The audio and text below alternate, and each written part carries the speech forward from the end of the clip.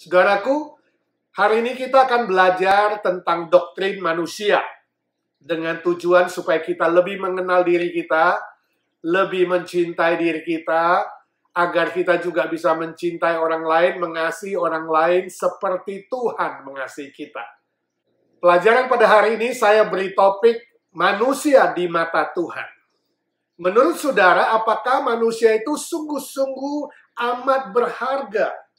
Kalau iya, manusia sungguh-sungguh berharga, bernilai, berapa harganya? Berapa nilainya? Kalau kita hargakan dengan uang, berapa harganya? Apakah seharga life insurance atau asuransi jiwa yang saudara beli? Mungkin $1 juta, atau berapa? Atau saudara berkata bahwa harga manusia itu tak ternilai. Gak bisa dinilai dengan uang. Lebih mahal dari uang dan lebih mahal, lebih berharga dari apapun di dunia ini. Kalau benar manusia itu sungguh tak ternilai, pertanyaan saya adalah, kenapa di dunia ini ada orang-orang yang masih merasa minder, masih merasa kurang berharga, rendah diri, kalau dirinya kurang cakep, atau kurang kaya, atau kurang pintar, atau kurang-kurang yang lain, dia merasa dirinya kurang berharga. Bagaimana dengan saudara? Apakah saudara menilai diri saudara, menganggap diri saudara sungguh-sungguh tak ternilai harganya? Kalau manusia dibandingkan dengan binatang, menurut saudara, siapa yang lebih jahat? Binatang atau manusia? Kalau katakan binatang lebih jahat, kenapa faktanya manusia lebih pintar, lebih hebat melakukan bermacam-macam jenis dosa dan kejahatan yang tidak mungkin bisa dilakukan oleh binatang-binatang di dunia ini? Berarti manusia lebih jahat, manusia lebih buruk, manusia lebih tak bernilai. Tapi kalau sebaliknya kita mengatakan manusia lebih jahat dari binatang, artinya binatang itu jauh lebih baik dari manusia. Kenapa ada manusia yang kalau dikatakan sebagai binatang, dia marah? Ada orang yang memaki orang sebagai binatang. Nama-nama binatang dipakai. Pasti marah. Saudara marah nggak kalau dikatakan binatang? Kalau ada orang di samping saudara saat ini, sama-sama mengikuti acara online ini, atau kapan-kapan kalau ketemu dengan temanmu, silakan saudara diskusikan. Siapa yang lebih jahat, binatang atau manusia? Siapa yang lebih buruk? Siapa yang lebih berharga, binatang atau manusia? Baik, kita akan lanjutkan. Menurut saudara, apa tandanya jika seseorang merasa dirinya berharga di mata Tuhan? Saya yakin dia punya kepercayaan diri, tahu menghargai dirinya sendiri, dan juga tahu menghargai orang lain. Dirinya lebih optimis, lebih ceria, lebih bergairah dalam menjalani hidup di dunia ini. Sebaliknya, orang yang merasa tidak berharga di mata Tuhan atau tidak berharga di mata manusia, dia akan lebih pesimis, akan minder, suka murung, cepat kecewa, cepat putus asa ketika ada persoalan, kesulitan, penderitaan yang dihadapi di dunia ini. Nah, permisi tanya, apakah saat ini saudara merasa kurang berharga di mata Tuhan? Apakah saudara merasa kurang berharga di mata manusia? Firman Tuhan malam ini akan menolong saudara belajar bagaimana manusia itu di mata Tuhan. Dan bila saudara kenal seseorang yang lain yang merasa dirinya kurang berharga, maka saudara dapat menolongnya setelah belajar firman Tuhan pada hari ini. Oke? Mari kita baca Alkitab dalam Mazmur 8 ayat 4-10. Demikian firman Tuhan. Jika aku melihat langitmu, buatan jarimu, bulan dan bintang-bintang yang kau tempatkan, apakah manusia sehingga engkau mengingatnya? Apakah anak manusia sehingga engkau mengindahkannya? Namun engkau telah membuatnya hampir sama dengan Allah dan telah memahkotainya dengan kemuliaan dan hormat. Engkau membuat dia berkuasa atas buatan tanganmu. Segala-galanya telah kau letakkan di bawah kakinya. Kambing, domba, dan lembu sapi sekalian. juga binatang-binatang di padang, burung-burung di udara, dan ikan-ikan di laut, dan apa yang melintas arus lautan. Ya Tuhan, Tuhan kami, betapa mulianya namamu di seluruh bumi. Saudaraku, Mazmur ini ditulis oleh Raja Daud. Disebut dengan Mazmur refleksi atau Mazmur meditasi. Dia bertanya, siapakah dirinya di hadapan Tuhan? Saudaraku, salah satu pertanyaan yang paling utama dalam studi tentang manusia ataupun dalam kehidupan kita sebagai manusia di muka bumi ini adalah pertanyaan, siapakah aku ini? Mungkin saudara pernah bertanya-tanya, siapakah aku ini? Aku ini dari mana dan akan kemana? Kenapa saya ada di muka bumi ini? Kenapa aku harus lahir ke dunia ini? Dari mana asalnya aku ini? Dan setelah nanti aku mati dari dunia ini, aku bakal kemana? Siapa yang bisa memberi aku jawaban seperti ini? Pertanyaan seperti ini ditanyakan juga oleh Raja Daud. Dan ketika dia merenungkannya, dia merefleksikannya, dia bermeditasi di hadapan Tuhan, maka Tuhan memberikan dia jawabannya. Dan oleh inspirasi Roh Kudus, kemudian Daud menuliskan dalam Mazmur 8 ini. Nah, saudaraku, dari firman Tuhan di atas kita akan belajar bahwa manusia di mata Tuhan itu sungguh-sungguh amat berharga. Ada beberapa alasan yang dituliskan oleh Raja Daud dalam Mazmur ini. Yang pertama, manusia lebih berharga dibandingkan dengan alam semesta. Ayat keempat. Daud membandingkan dirinya dengan langit, bulan, bintang, dan seluruh alam semesta. Dan dia dapati dirinya sebagai manusia jauh lebih berharga dari seluruh alam semesta jagat raya ini. Tuhan Sang Pencipta jauh lebih memperhatikan manusia dibandingkan matahari, atau bulan, atau bintang, atau lautan, atau gunung, atau semua alam semesta yang sangat luar biasa ini. Namun sayang, hari ini ada sebagian manusia berbuat kesalahan dengan merendahkan dirinya di bawah alam semesta. Dan kemudian jatuh dalam menyembah alam semesta. Jadi bukan menyembah Tuhan Sang Pencipta alam semestanya yang disembah. Tidak heran di dunia ini ada yang masih menyembah matahari, menyembah bulan, menyembah bintang-bintang, pohon-pohon, lautan, gunung, dan sebagainya, dan sebagainya. Ajaran New Age misalnya di abad 19-20 mengajak manusia kembali kepada alam, back to the nature, dan menyatu dengan alam. Sebab mereka mengatakan manusia itu adalah bagian dari alam yang maha besar. Manusia akan kembali ke alam semesta yang maha besar ibarat satu tetes air yang kembali ke lautan yang luas. Itulah kehidupan manusia, menyatu dengan alam kemudian menjadi alam. Ini konsep yang salah. Ini ajaran naturalisme. Kelompok New Age ini menolak ajaran firman Tuhan, menolak pribadi Tuhan Sang Pencipta, menolak semua agama di dunia ini. Tapi pada saat yang sama mereka menciptakan agama sendiri, yaitu naturalisme. Itu agama mereka. Sebuah isme, sebuah kepercayaan yang meyakini bahwa alam semesta adalah yang tertinggi. Dan manusia akan menyatu dengan alam dan harus tunduk kepada alam dan menyembah kepada alam. Alam yang diciptakan Tuhan telah diangkat oleh mereka menggantikan posisi Tuhan Sang Pencipta langit dan bumi dan segala isinya. Saudaraku, ingat, saudara sebagai manusia lebih tinggi dari alam semesta, lebih berharga dari seluruh alam semesta ini. Ketika Tuhan ciptakan manusia, Dia berikan mandat kultural kepada manusia supaya manusia menguasai alam, menaklukkan alam, dan mengelola alam semesta untuk kebaikan hidup manusia.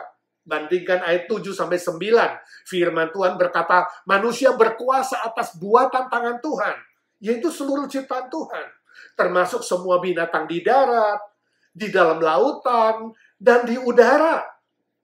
Kebenaran ini sama dengan yang dicatat dalam kitab Kejadian pasal 1 ayat 28. Ketika Tuhan katakan kepada manusia pertama, Adam dan Hawa, setelah Tuhan menciptakan seluruh alam semesta ini, pada hari pertama sampai ke-6 kemudian Dia menciptakan manusia dan berkata kepada mereka, taklukkanlah seluruh alam semesta ini.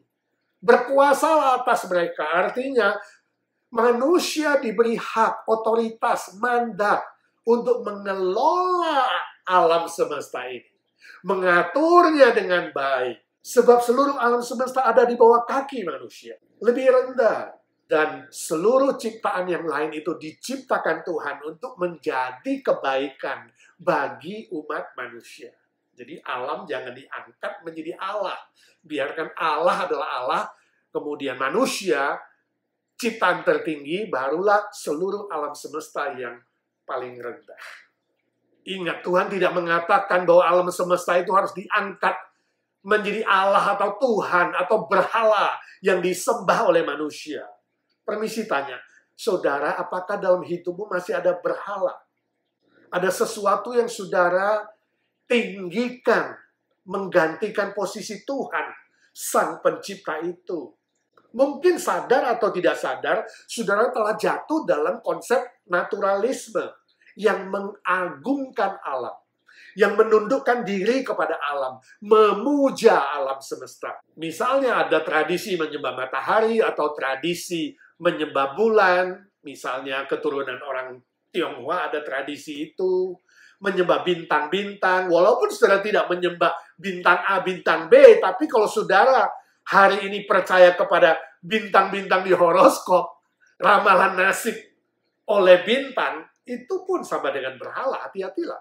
Atau ada berhala-berhala lainnya, misalnya bisnis saudara, pekerjaan saudara, hobi saudara, kesenangan tertentu, tokoh tertentu, atau saudara kecanduan terhadap sesuatu yang mengikat saudara. Saudara tidak bisa lepas dari itu. Atau saudara gila kejar uang, mengejar kenikmatan dunia, atau apa saja, atau siapa saja, dewa-dewi misalnya, yang menggantikan posisi Tuhan Sang Pencipta. Yang kita kenal dalam nama Tuhan Yesus Kristus, Sang Pencipta dan Sang Penyelamat saudara. Kalau ada saudaraku, segeralah bertobat dan kembali kepada Tuhan Sang Pencipta. Bukan kepada alam atau berhala yang lainnya. Sembahlah hanya kepada Allah Bapa di dalam Tuhan Yesus Kristus. Tuhan segala Tuhan, Allah segala Allah. Yang menciptakan segala sesuatu. Yang menciptakan saudara jauh melampaui seluruh alam semesta ini. Amin. Yang kedua, manusia ada dalam pikiran dan hati Tuhan. Ayat 5. Daud mengalami bagaimana Tuhan yang maha besar dan maha kuasa itu juga adalah Tuhan Allah yang maha baik. Istilah Tuhan mengingatnya. Siapalah manusia sehingga Tuhan mengingatnya? Artinya manusia selalu ada dalam pikiran Tuhan.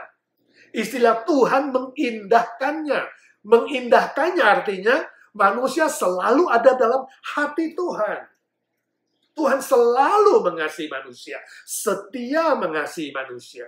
Jadi saudaraku, Tuhan selalu memperhatikan saudara dengan serius, selalu mengingat saudara. Saudara selalu ada dalam hati Tuhan. Saudara dicintai Tuhan, walaupun sebagai manusia, saudara lemah dan bisa terjatuh dalam dosa dan melawan firman Tuhan. Tapi Tuhan tetap setia mengasihimu, memperhatikanmu, memeliharamu, dan ingin memberkati kamu. Menyelamatkan kamu, mencukupkan semua kebutuhanmu secara utuh. Saudaraku, melalui kebenaran ini, seharusnya kita semua belajar mengucap syukur tanpa henti. Mengucap syukur dalam segala situasi, segala waktu, dalam setiap perkara, walaupun di dunia ini ada banyak hal, banyak perkara, banyak persoalan yang kadang kita tidak mengerti. Mungkin sampai akhir hidup kita tidak mengerti. Tapi ingatlah, Tuhan tidak pernah salah. Tuhan tetap selalu maha baik, Maha besar, maha kuasa, maha mulia, dan maha kasih. Dia mencintaimu, memperhatikanmu, dan ingin menyelamatkan saudara. Dan puncak cinta kasih Tuhan itu bisa kita lihat ketika Bapa di sorga yang maha besar mengutus Tuhan Yesus turun ke dunia ini. Inkarnasi menjadi manusia. Manusia yang sempurna 100%, sekaligus Allah yang sempurna 100%. Tujuannya apa? Untuk mati di atas kayu salib. Sebab dosa kita, dosa manusia, harus dibayar dengan kematian. Dan kematian Tuhan Yesus adalah kematian yang sempurna. Maka Tuhan Yesus sah dan mampu dan berotoritas menggantikan seluruh hukuman dosa kita, saudara dan saya. Dan buktinya adalah Tuhan Yesus bangkit kembali pada hari ketiga. Itu bukti dia Tuhan segala Tuhan, Allah segala Allah, juru selamat yang sejati, yang sungguh-sungguh telah mengampuni kita dan menjamin pasti memberikan kita hidup yang kekal. Semua orang yang percaya kepadanya tanpa kecuali. Besar, kecil, tua, muda, miskin, kaya, latar belakang apapun, Tuhan Yesus mengasihi saudara tanpa syarat dan rindu menyelamatkan saudara, sebab saudara ada di pikirannya, di hatinya, sungguh-sungguh dikasihi dan dicintai. Terpujilah nama Tuhan selama-lamanya. Permisi tanya, sudahkah saudara menerima tawaran cinta kasih dari Tuhan Yesus? Bila saudara sedang menghadapi berbagai macam kesusahan, persoalan, penderitaan di muka bumi ini, ingatlah, itu tidak berarti Tuhan tidak mengasihi saudara. Sebab di dunia memang telah ada dosa dan kejahatan. Dan orang-orang di bumi ini pasti bisa mengalami persoalan, tantangan, cobaan, dan penderitaan. Namun kehadiran Yesus Kristus yang telah rela mati dan bangkit bagimu, itu membuktikan dia sungguh-sungguh mengasihi saudara, menyelamatkan saudara, dan terus akan memelihara dan melindungi saudara. Walaupun ada tantangan, cobaan, dan ujian yang masih berlangsung di muka bumi ini. Sebab itu saudaraku, mulai hari ini, jangan saudara meragukan cinta kasih Tuhan yang maha besar bagimu. Secara pribadi saudara ada di pikiran dan di hatinya. Mulai hari ini, jangan saudara rendah diri, menghina diri, mengejek diri, menolak diri, membuang diri, atau ingin bunuh diri. Itu salah besar. Tanggalkan semua pikiran-pikiran yang tidak benar itu. Yakinlah Tuhan mencintaimu. Bersyukurlah tanpa henti karena cinta kasih Tuhan yang maha besar itu. Selain itu, saudara juga harus belajar menghargai orang lain, mengasihi orang lain, menerima orang lain sebagaimana adanya. Jangan merendahkan orang lain, jangan menghina orang lain, jangan diskriminasi.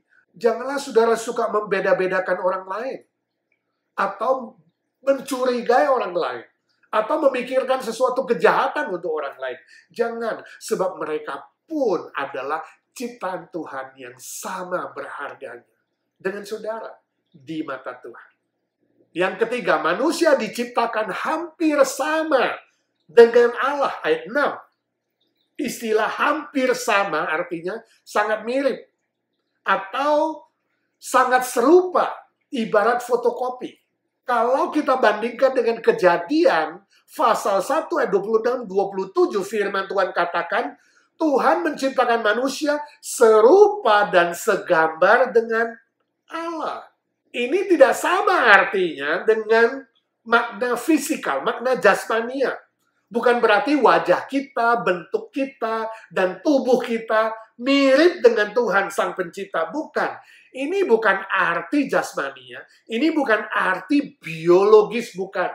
Tapi arti secara teologis, secara spiritual. Maksudnya apa? Maksudnya dalam diri manusia, diri kita, ada sifat-sifat Allah, natur Allah, misalnya rasio, pikiran, ya, emosi, perasaan, jiwa, kehendak bebas, free will, nilai kebenaran, nilai kesucian, nilai kebaikan, nilai keadilan, cinta kasih, dan sifat kekekalan. Karena dalam diri manusia ada roh Allah, nafas Allah yang kekal, maka manusia itu sifatnya kekal. Rohnya sifatnya kekal. Inilah yang dikatakan dalam ayat 6b. Manusia dimahkotai dengan kemuliaan dan hormat. Artinya manusia serupa dan segambar dengan Allah. Itu sebabnya manusia bisa mengalahkan dirinya. Menjadikan dirinya sendiri sebagai Allah. Jadi fotokopi pengen menjadi yang asli. Hati-hati saudara. Ketika saudara memberhalakan dirimu. Egoisme. Mementingkan diri sendiri lebih penting dari siapapun, bahkan lebih penting dari Tuhan. Saudara sedang mengalahkan diri sendiri. Saudaraku, sebenarnya hal apa yang paling berharga atau paling bernilai di dalam diri seorang manusia? Yaitu gambar dan rupa Allah. Itulah yang paling berharga, paling bernilai, tak ternilai harganya. Artinya manusia itu ada awal, tidak ada akhir. Ada awal, yaitu ketika pertemuan benih laki-laki dan perempuan. Pertemuan benih orang tua kita, papa dan mama. Kemudian menjadi bayi, janin dalam kandungan mama. Itulah awal manusia. Jadi sebelum di dalam kandungan mama, manusia itu nggak ada. Rohnya nggak ada di dalam sorga yang kekal, nggak ada. Jadi awalnya adalah dalam kandungan mama. Namun manusia tak ada akhir. Sebab apa? Sebab roh yang Tuhan tempatkan dalam diri manusia itu datang dari Tuhan. Itu sifatnya kekal. Jadi fisik ini sementara, tapi roh, jiwa dalam diri kita itu kekal selama-lamanya. Setelah kita mati secara fisik, secara jasmani, roh kita itu tetap hidup. Tidak mati. Jadi mati tidak habis. Kematian itu bukan akhir segala-galanya. Nah, persoalannya adalah nanti setelah saudara mati, saudara kekal di sorga bersama Tuhan, Sang Pencipta dan Penyelamat saudara, atau saudara kekal di neraka bersama dengan iblis yang jahat beserta antek-anteknya.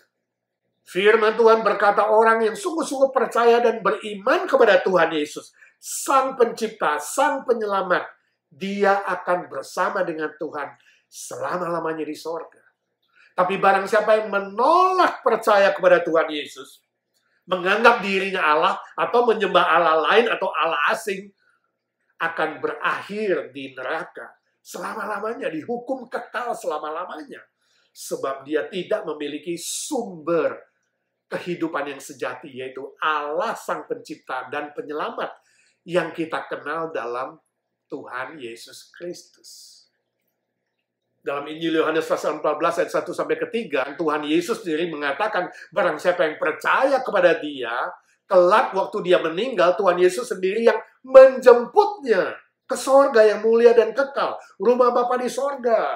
Jadi rohnya nggak gentayangan seperti kepercayaan sebagian orang. Rohnya nggak berkelana di muka bumi ini kemana-mana sampai kiamat nanti, enggak. Rohnya nggak masuk ke dalam api penyucian, disucikan dulu lewat doa orang-orang yang masih hidup. Oh, itu teori buatan manusia. Atau reinkarnasi, hidup kembali, lahir kembali, mungkin dalam bentuk yang lain. Bisa sebagai manusia, bisa binatang, bisa cacing, macam-macam. Bukan, itu teori buatan manusia. Sebab mereka tidak tahu yang sesungguhnya. Mereka menolak firman Tuhan. Tapi apa yang dilakukan oleh Tuhan Yesus, apa yang dikatakan oleh Tuhan Yesus itu terbukti. Sebab Dia Tuhan Sang Pencipta yang turun dari sorga, dan kemudian Dia naik ke sorga. Dia adalah jalan yang bolak-balik dari sorga ke bumi, dari bumi ke sorga. Sebab itu Dia bisa membawa kita yang dari bumi ini, yang sungguh-sungguh percaya kepadanya, kembali kepada Bapa di sorga. Apakah saudara yakin? Kalau saudara tidak yakin bahwa saudara pasti masuk sorga, maka izinkan saya berkata, rendahkanlah hatimu. Terimalah Tuhan Yesus. Percayalah kepada Dia 100%. Mengaku dengan mulutmu dan percaya dengan hatimu bahwa Tuhan Yesuslah yang mampu mengampuni dosamu, menyucikan dosamu, dan Dia yang mampu menjamin saudara mendapatkan hidup yang kekal.